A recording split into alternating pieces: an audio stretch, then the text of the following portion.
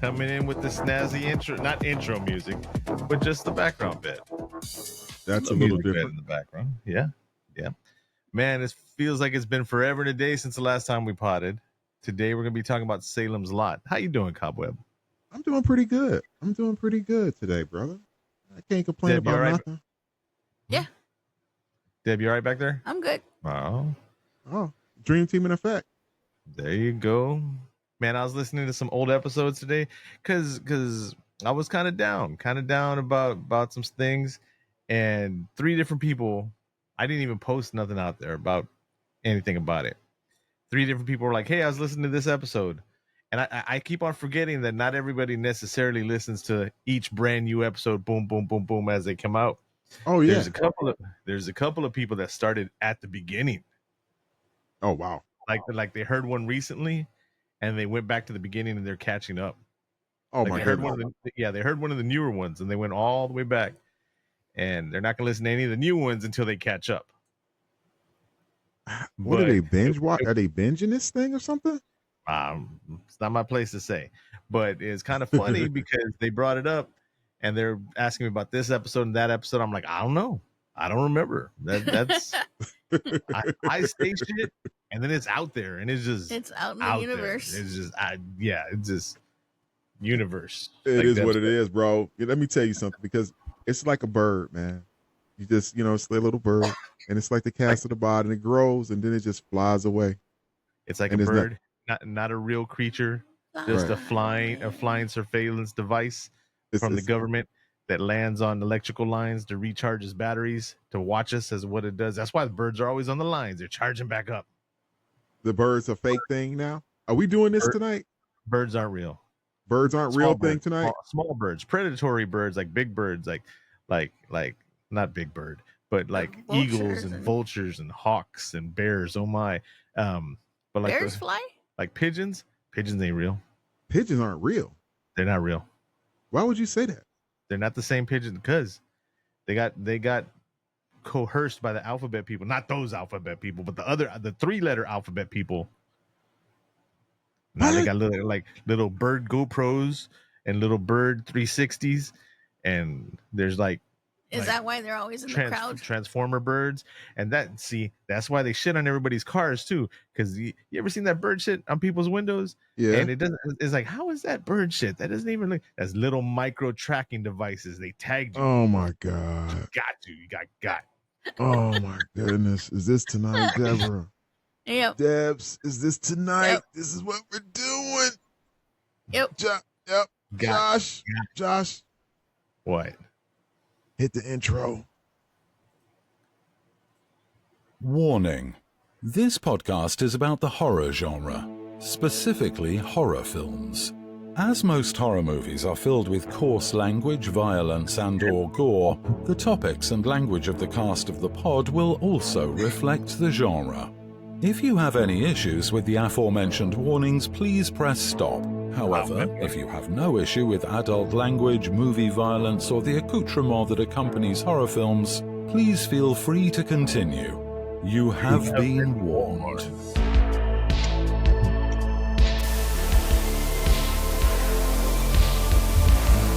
Gastonpod.com. That's really just a link to a bunch of our links. You always cut that off too quick. Well, because I tell you, we got hit. We got a strike for that song, even though Carl Casey, who makes these songs for people to use, puts it out there. Then some idiot goes and claims it as their own, and then YouTube's algorithm is like, oh, this is owned by somebody else. When the actual owner, the person who made it, it's like, this is good for people to use. So we got a content strike on that. So I've been appealing it and fighting it and all that. And that way Carl gets Carl's credit and not this other person. The man at us again, man. Always got their foot on our throats, people. Every time. I know. Is that why my throat hurts? It is. It's imaginary foot on your throat that you don't know, called the government, the man. It's beyond the government. Okay. Government is French for the boot. Right. Exactly. That's on our necks. Man. The art of the Yeah. distraction, brother. The art of the distraction. So Yep. So we supposed to be doing this movie tonight. Salem's Lot, the 2024 movie Salem's Lot. Wow. Wait, that is the one you saw, right? Yes. Okay. Deb, I saw that one. Deb, put that lozenge like off in the cheek somewhere off the side. Don't be moving around. I already heard your teeth all. You're moving that lozenge. This podcast definitely not brought to you by cough drops. Why you bust out like that, bro? Because I heard it in my go back, go start the podcast over after it's over. That way we get another hit, and you can hear the against the teeth like that. Oh, that's what that was. Yeah. Oh, You got to put it off on the side like a little thing of chewing tobacco or whatever. I've never eaten, I mean, I've tasted chewing tobacco, but yeah, like baseball players, just put it off to the side. You good, Deb? No. Debs. Debs, to enlighten you, I've seen all of the Salem Lot movies. No. Okay. I've seen them all. So Okay. there's the TV show, the TV series. There's part 2 to Salem's Lot. There's a 1975 Salem's Lot from back in the day. And then there's this new 2024 one. And that's the one we're talking about. You can see it on Max. It's streaming on Max. Podcast not brought to you by Max. But if HBO wants to slide us some money, hey, I'll take a check. I will take a check today. Okay? Now. Drop it. Boom. You know, because Max, if y'all want us to put you out there to our people, because we reach out to so many more people that may not have heard of HBO Max. You know, we'll put you out there. We'll do that for you. Get you some exposure. You need help.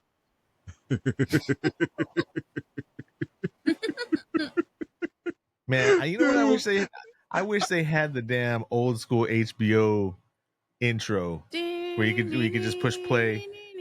You know, like stream the old intro. Oh man, yeah, those were the days, man. Those were the days. Hey, you know, looking it up bootleg on YouTube. Since I hummed it, will we get in trouble? I don't know. I don't remember how. That's some old. Y'all showing y'all age. Oh, all right. Wow. So this is why we're supposed to be talking about Salem's Lot. Read the IMDb.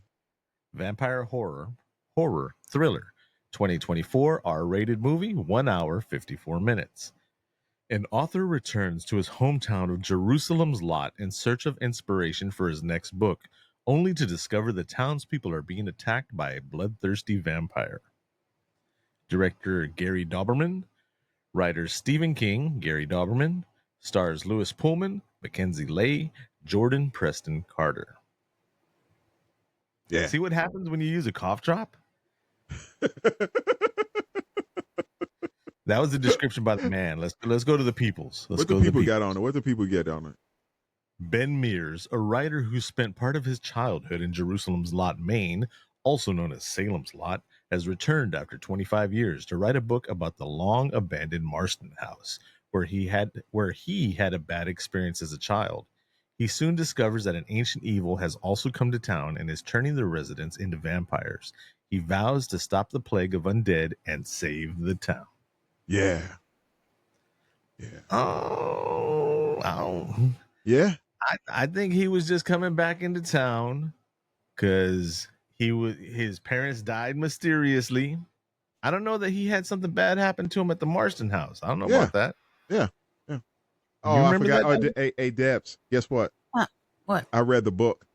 Well, we're talking about the movie. We're not talking about the Salem's Lot. I'm all Salem's Lot. I'm all in on this. Okay. But we're talking about the movie that the peoples can go see right now. Exactly. 2024 version. Right. On Max. I'm just saying, if you have a question about the original, I can bridge that gap for you for that explanation. I thought he went to do research.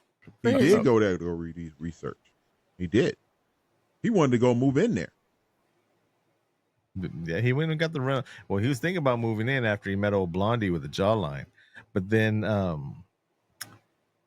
so he gets there, and you know, there's man.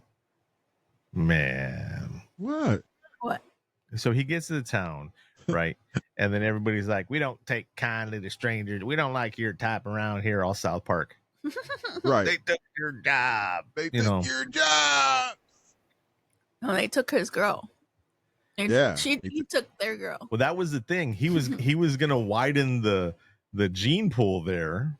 With these small towns, you know, they start swimming in the same pool, cousins and all that. Right. And so he was going to widen the gene pool, and third cousin Larry was all like, "We don't want you around here, New York." Yeah. Oh, girl was ready to go too. She was like, she blew it totally at the bookstore. You know, when so he comes into town, and you meet the cop, the police officer, the sheriff or the chief or whatever it is, and he's deaf. He's deaf from Bill and Ted's Bogus Journey. Oh my The God. Reaper. Yes, he is the Reaper. He's great at everything he does. I'll say that right now. Oh man, I think this movie was casted pretty well. For where this was for Max, I think it was casted very well. Well, it's not necessarily. This wasn't supposed to be a Max movie. This was supposed to be released out into the theaters and everything like that. It was made to be a full feature film out there, but because of the strikes and because of the vid that hit, things happened and it got canned. Then when it came back, then they shelved it. Then it came back. And then after a certain amount of time, it's like, hey, we need to, all these streamers are competing against each other. So they needed an exclusive. So boom. Hey, we have this on the shelf. Let's drop it here. So this was supposed to be a full feature out there. And I kind of like when we put our ratings out at the beginning. Well, we can do that now before we get too far into it. We're going to do that? Yeah. I thought that's what we were going to start doing. Here we go. Let me turn this up.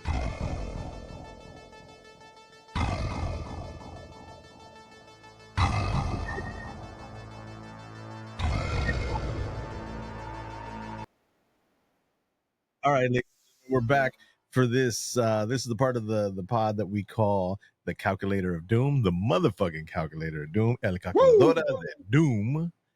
And this is where we give it a rating from 0 to 10, 10 being the highest, 0 being 0. And Deb, ladies first. So this was the first time that I saw anything of any version of Salem's Lot. Mm-hmm. And I didn't even know that it was I knew it was a Stephen King, but I didn't know it was vampires.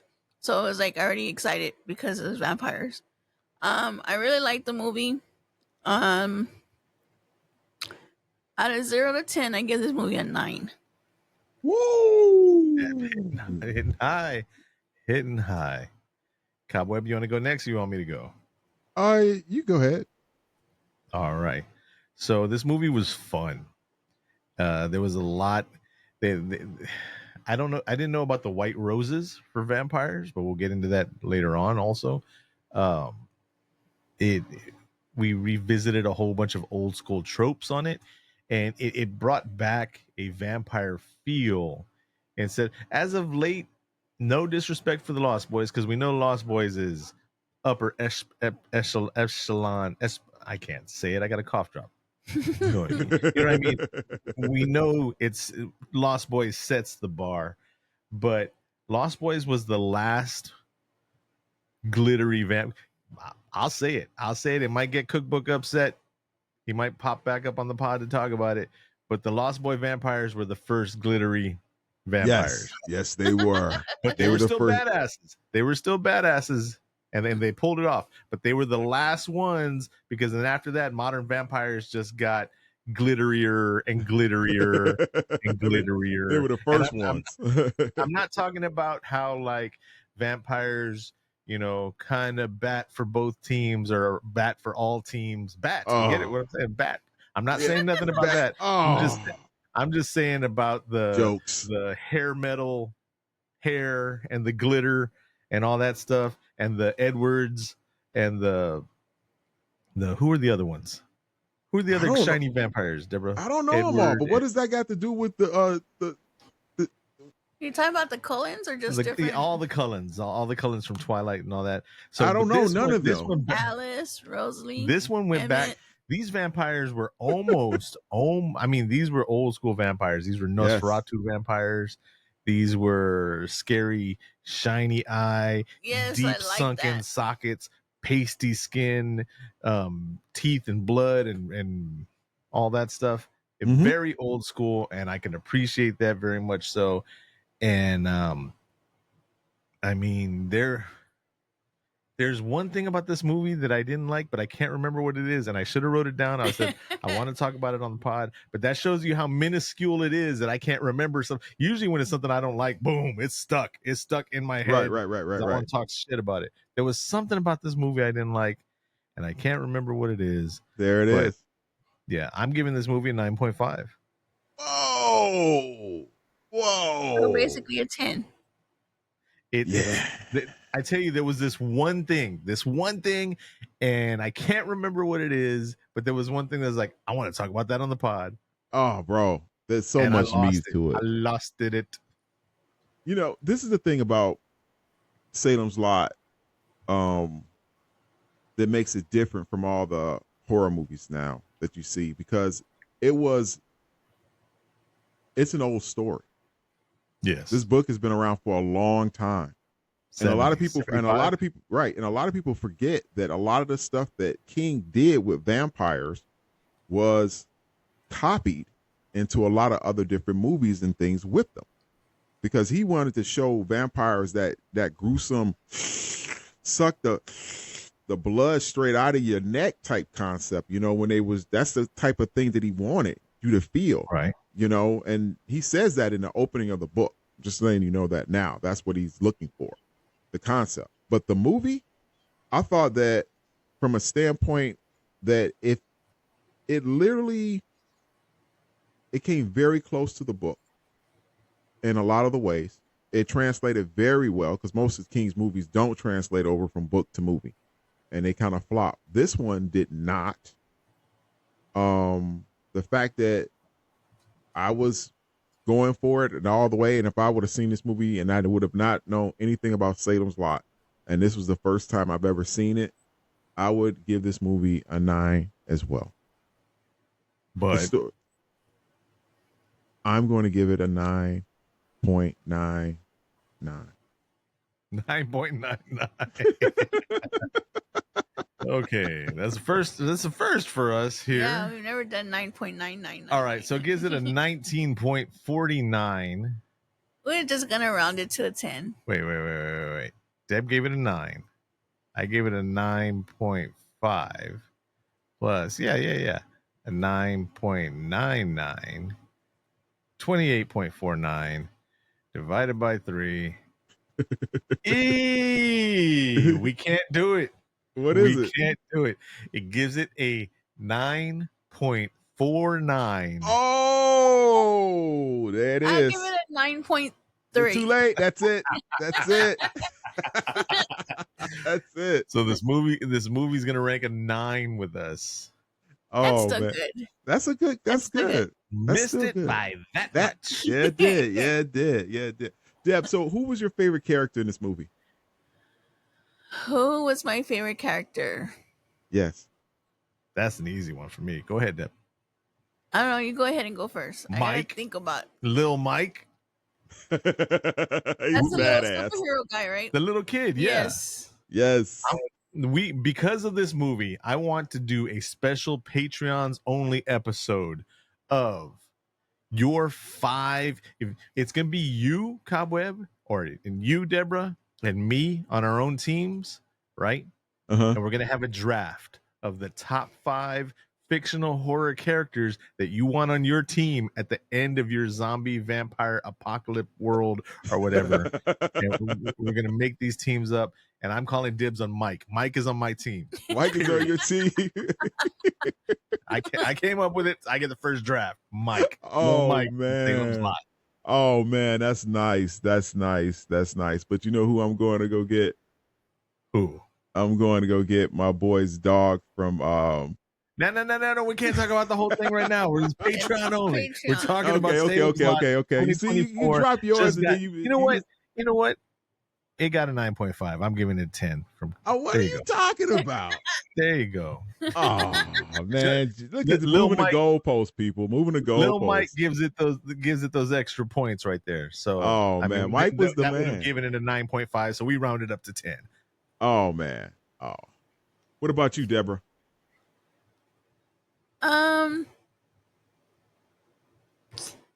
I'd have to say Mike too, but I also like what was Matt Burke, The the teacher. teacher. Yeah, I liked him. Yes. He- Yes. I liked him and Mike. Both of those were my favorite. when he came out and he broke up that fight when Mike was fighting the bully. Mike's the new kid in town for those of y'all who don't know. And all the other non-bullified kids like Mike, and Mike's all just he did some kind of trick or something that everybody's like, hey, He was we into like this Houdini. guy. He was always into Mike was always into the concept he was a escape artist. You know, so he used to always tie himself up and stuff like that and get himself out. That's what he was doing. He was tied he up. tied himself up. Or And then they tied him. then here comes Bully McGuffin, and he walks up, and Mike's like, "Don't worry, I got it." He's about to get out of his bindings, and the bully, who doesn't even know him, punches him right in the face. Boom! Yep. Welcome to the lot. Mike gets up. Who the fuck you think you talking? Boy, you don't know. I'm See, Mike's. Ooh. Yes, Mike pops him in the face, and then he gets on his back, and he's like, "Say uncle, say uncle." He was all going Ralphie on him. And Yeah, he did. Oh shit! Hit the mic. Got now discombobulated over here. All hyped up in here. So, and then Mr. Burke is looking out from his class. Did you see old Burke lighting the pipe in his Yeah, he classroom? was. Just- It was back in the day, man. He was broke. Dude, that That's was hilarious. Deborah says he's smoking a pipe in his room. And it's like, yeah, it's 1975, Deborah. I'm surprised he's not smoking during class. Or in But- the boys' room. Yeah. Yeah, right. So he looks out to the playground, and there's a bunch of teachers there, just all like blah blah blah blah blah. And nobody's doing anything about Bully McGuffin. Oh. Nope. So He's all screaming. he goes out there, and Mike's got him. Say uncle, say uncle. Bully says uncle. He's like, now call me an ugly turd again, or something like that. Right. And then Matt Burke, he's like, excuse me, what's going on? He picks him up. And then what was the kid's name? Danny. Danny's like, they're saying his name is Mark. I thought his name was Mike. Yeah. Mark, Mike, it's all the same. It's all Okay, the Lil same, Mark. the bully. No, The little kid, the superhero, the superhero kid, the new guy. Mike. It says right here his name's Mark Petrie. What? I thought his name Mark. was Mike. I could have sworn I heard them calling him Mike Yeah, me too. I can't because remember. he was Mike, and then the gravedigger was Mikey.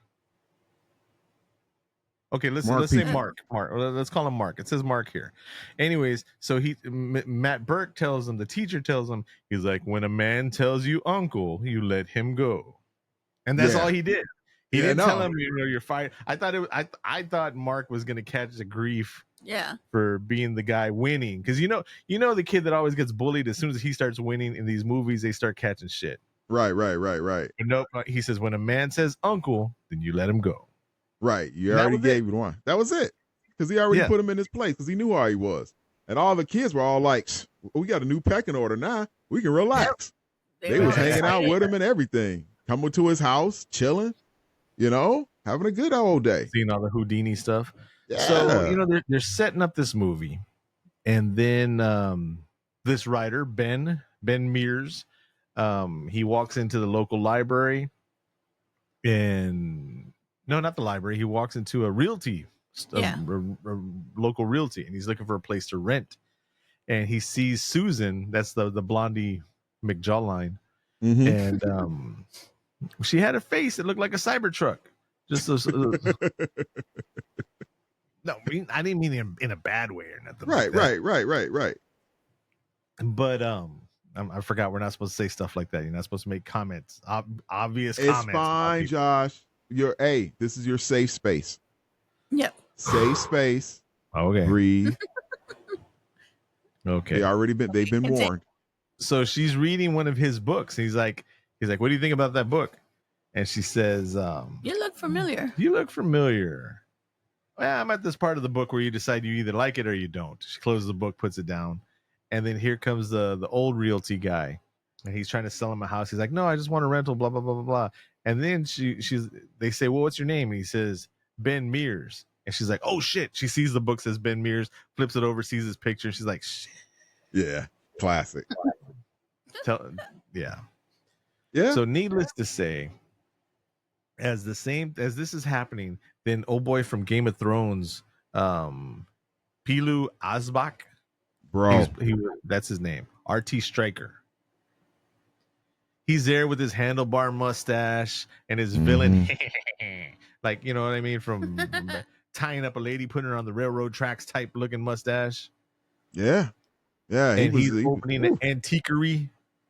Oh man, he was literally moving. He was literally like putting stories together in this concept, you know, with this one. And then there was a little bit of the antique thing with like needful things in there. Mm-hmm. Man, King was on some mission with this joint right here. He was on something, all right. He was on some serious, because it took flight. And that's the thing about this movie. Once this movie started ramping up, it didn't stop. There was no real lull in the story that you can really think about. It just kept arcing up. There was not another pitch or nothing. It just kept going. It had the classic Dracula line when Barlow, being the main vampire in this area, they're bringing his casket into the house. The what was the name of the house? Starts with an M. It's like Matron or Maston or something like that. The Marston house. The big house on the hill where everybody else who lives in the little town looks up to the big scary house on the hill. And they're like, witches! What do we do with them? Burn them. There you go. Deb, tell me, would you have dropped that junk off? No. Here's $20 to carry the heaviest. Man. I'd be like, here's $20 to carry your own shit. Put it all the way in the back. He hires some local muscle to bring some stuff in. Oh, this is just, you know, my furniture and all that. Bring it into the deepest, dankest, darkest part of my sub-basement's basement. Oh my gosh. And they're carrying it. And of course, the one young guy, he's not paying attention. They drop it a little. And then it's like, why is this dresser filled with dirt? That would have been the sign right there. They didn't know. Ladies and gentlemen, friends and family, peoples and peepettes. If you're ever carrying a big ass box from Transylvania and you just happen to drop it and the corner breaks off and it's filled with dirt, run. Yep. PSA. Do not ask, go. Just keep going. Just keep going. Don't look back. And now you know. Yeah, you do. You do. You do. You do. Don't look back, because whatever's in that box might glamour you. Oh, my gosh. I'm old. I'll say it right now. That's why my Instagram stuff is Old Married Gamer. I am an old person. Learn from my mistakes and my experience. You know, you're carrying a box that says Transylvania and you find out it's got mystery dirt in it. Run. Be like, so you carried a box with mystery dirt in it? That's neither here nor there. Dude, let me tell you who my character in this book, in this story, always got to me. It was Father Callahan, the priest. He was a problem with me throughout this entire story. Because he's a drinker? It was because of his lack of faith, which comes into play storyline. Storylines later on, and it was like in the book, you could see like his real issues that he had going on, you know, and the fact that the way he gave in to Barlow like he did at that situation, spoiler alert, it bothered me big time, you know. And it actually, to be honest with you guys, here's a little tidbit. And that character, when it came out in the story, a lot of people was bothered by Father Callahan, what happened to him in the book. So Stephen King actually brought him back as a character in the Dark Tower, where he was able to redeem himself. But You didn't know, he die in this one? So is he like a spirit in the Dark Tower?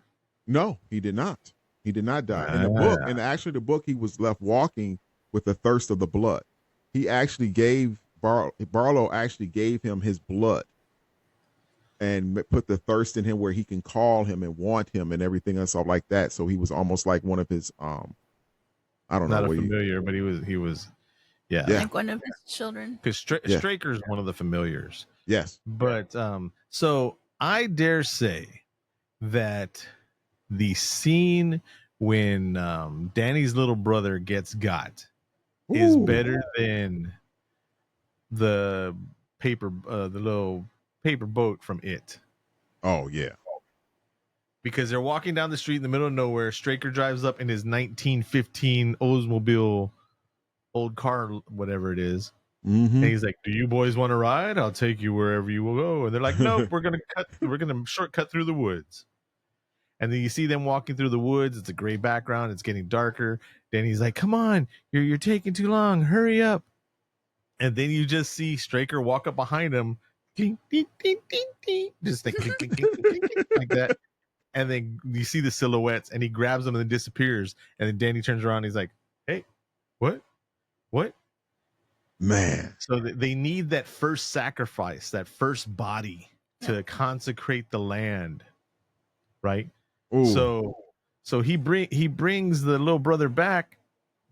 Excuse me. Brings the little brother back, and he's looking through the burlap sack, and you see this Nosferatu looking vampire come out, and then nothing to the imagination, just straight to it. He's like, "You're the first sacrifice," and he's like, "What?" Just Yep. Barlow, No man. Barlow, man. That's a vampire. yes. Yep. That's Yes. a vampire. That's a vampire. There's nothing Didn't worry good about him fixing at all. his ruffles around his wrist first, or his collar, or anything. He just No. He was hungry. He was hungry, Barlow. Didn't Yeah, care because he was about on that fixing trip. He was on that trip and he was weakened. You know, because he was in that long trip, so he had to conserve his energy. So that's why they brought him. He couldn't really hunt for himself. He had to bring it to him. Yep.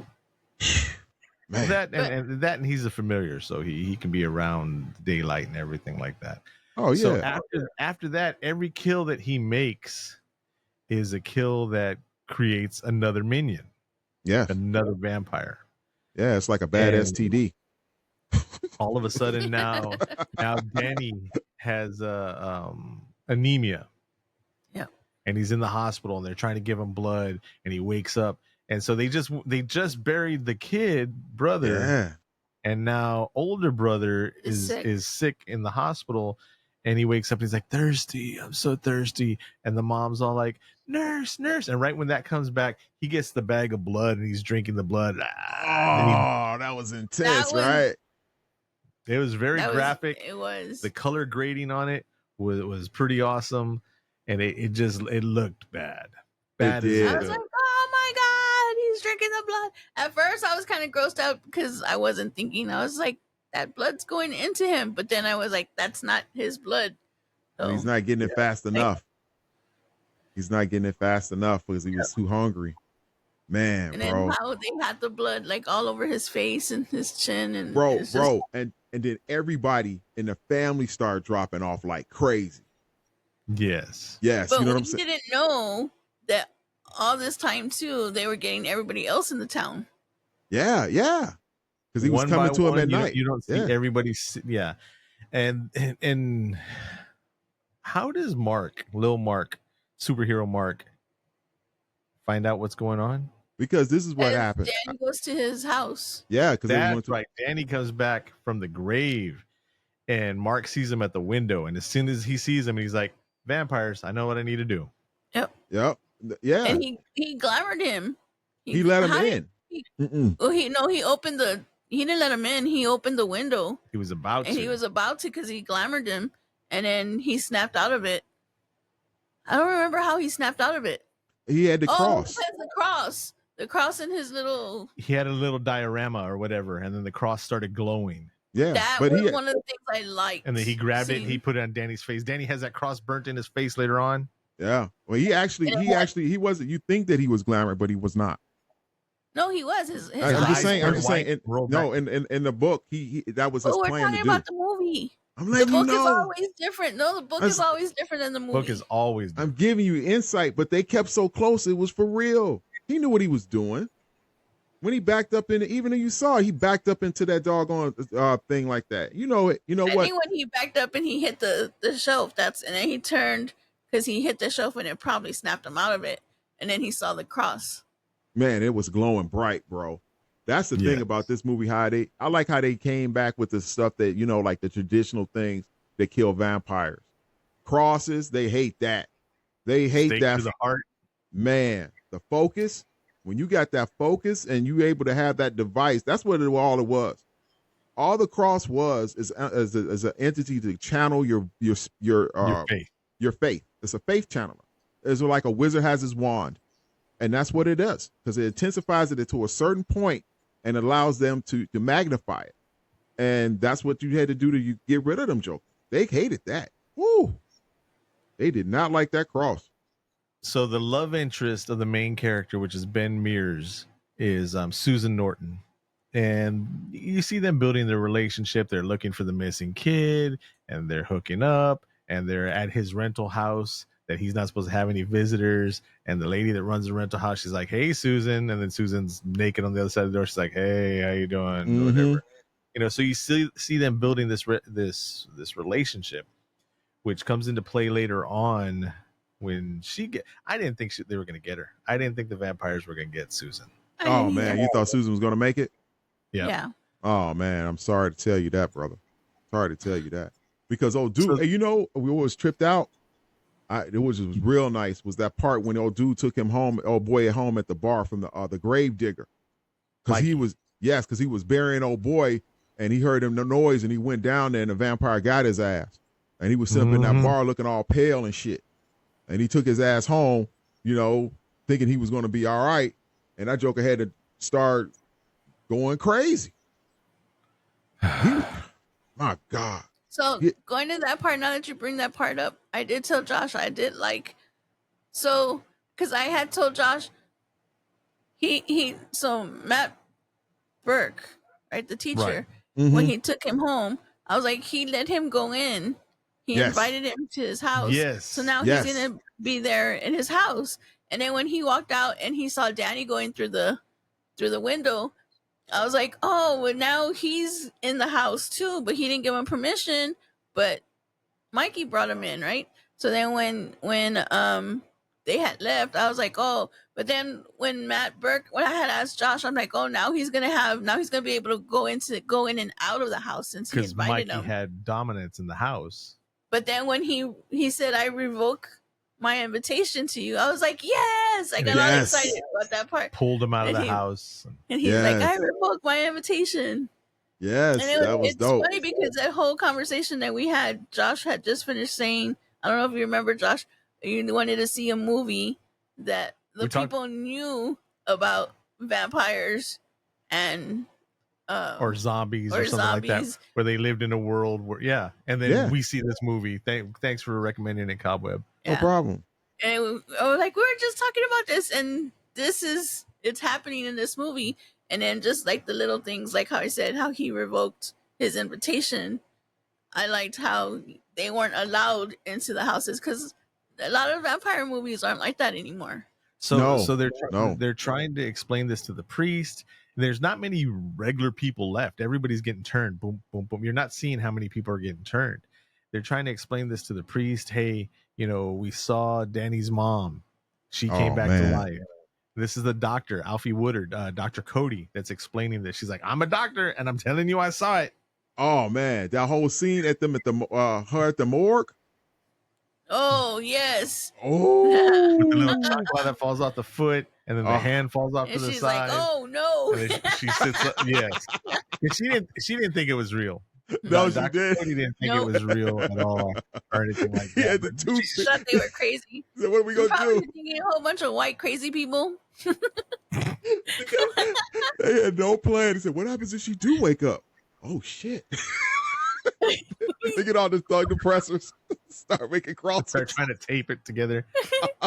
Hey, but it worked. Because they had faith. They had faith in it. That's It why worked. it lit up. It worked. It So- worked. It worked. Because she was So on their that- ass. That's when we get to the point where they're going back to the church to explain what's going on. And Father Callahan's like, I've been around this and that, blah, blah, blah, blah, explaining everything.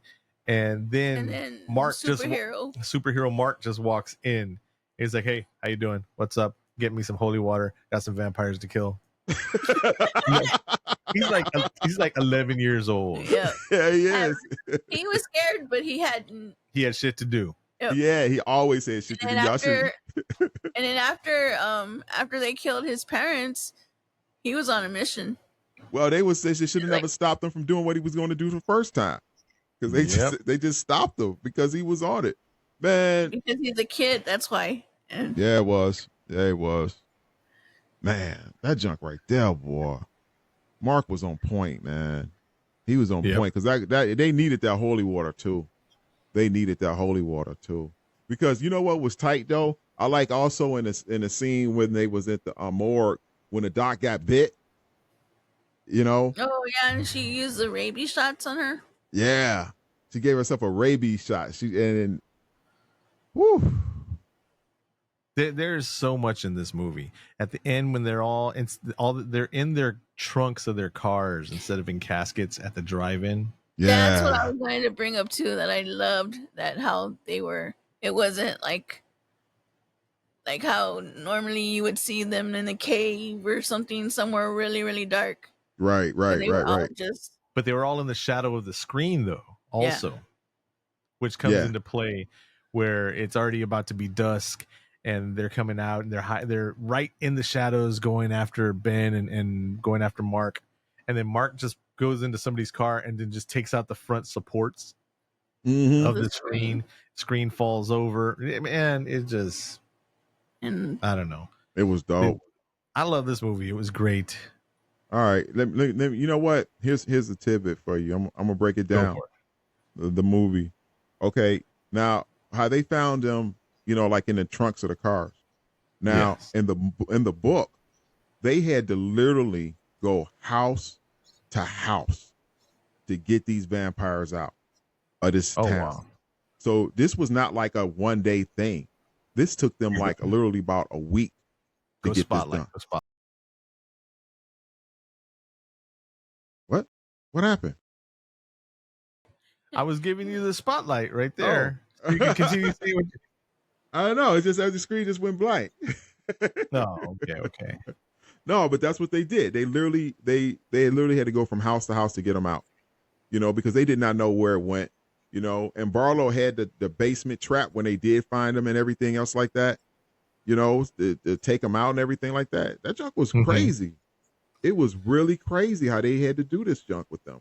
And they actually, what they did was they literally had that when they got the holy water, they would literally just they bathed themselves in it and they literally start glowing from that's cool. Yeah, from the holy water when they bathed themselves in it, because that's what they would do each time before they went out to go get the vampires. They would bathe themselves in holy water.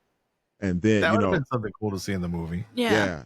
Because you don't see a lot of vampire movies like this that actually rely a lot on faith, strongly on faith. True. That they got them through this, when the toughest part. That's the scene that we hadn't talked about yet. When Barlow gets into the church and he's talking to the priest, and the priest has the cross, it's a beautiful cross, and it's just bright and shiny and burning. And he was like, "That only works if you have faith. Are you a man of faith?"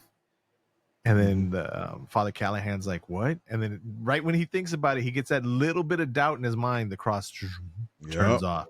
Barlow gets him. Yeah. Because he actually because they were at Mike's parents' house. Yeah, they were at his parents' house. They was at his parents' house. And when they were there, he actually he challenged him. He said, "I'll let him go," because he had Mike by the neck and he was going to kill Mark. And he was like, I'm going to do it. And he's like, "No." He says, "Okay, how about we trade then? You put down the cross and I'll let him go." And I don't remember that. The book. Yeah. And actually that in all the other movies that actually had the same scene. This was the only one that didn't have that part in it like that. Well, I like the way that they did it. Yeah. And he literally he let Mark go, and he put that cross up and it just dropped. Wow. Man, they had to put in work on these bad babies. They had to put in work on them. And oh my God, they didn't even have the bus in there. The one, So who ends up surviving? Just It was Ben and Mark. Superhero. Mhm. That's yeah, it. that's it. Everybody in this movie's gone. Yeah. It's just the kid and then the writer. The sheriff almost got out. Yeah, he That- almost did. You know what? That caught me off guard. And when they were looking in the trunks, and then Susan's mom shot Dr. Cody in the back. Oh yeah. That was a scare. That was a oh shit, a jump scare. Yeah. You know what other part I liked? The When- grave. When no, Oh. well that too. But when they drove up to, I think it was Matt Burns' house, and Ben told Susie not to get off the car, and she's like, "Why?" And he goes, "Because there's vampires watching us." And Yeah. she was like, "What?" And then they zoomed out, and there were vampires on top All of the along the house. top of the houses. Yeah. And all right. Yes. Yeah. They were And then everywhere. when they get back to the church and the whole town's just filled with everybody Yeah. that night. Yeah. Because see, here's the thing that what happened. A lot of these, as this was going on, a lot of people had loved ones or friends that got turned into these vampires. Right. So what they did was they would literally like give in to just to be with them, you know, to have that relationship, because they knew that the person that they loved was not human anymore. And they let themselves go into it so that they knew that they could be with them. You know, it was really messed up. It was really messed up. Definitely a movie that needs to be seen, especially if you have Max. Hell, I'd say it's even worth getting at least a month subscription to Max if you don't have it, just to see this movie. I think they have the original TV series on there too. So you can watch that one. Yeah, you can watch that one too. So you can see the original one. There's like it was like a 2-part miniseries or something like that when it came out. And then they also have the Return of Salem's Lot, which is really fucking crazy. If you honestly would really know about that. That's just some bullshit. And then after that, then they have the other one that I did like was the one with Rob Lowe. And that was a really good one. I thought Rob did a really good job in that one. We'll check that one out too, especially now that we know it's vampire related. Yeah. Oh yeah. Now these ain't the vampires like you said, Josh, with the like we always be talking about, you know, have my powers for good type thing. No, these ain't that type.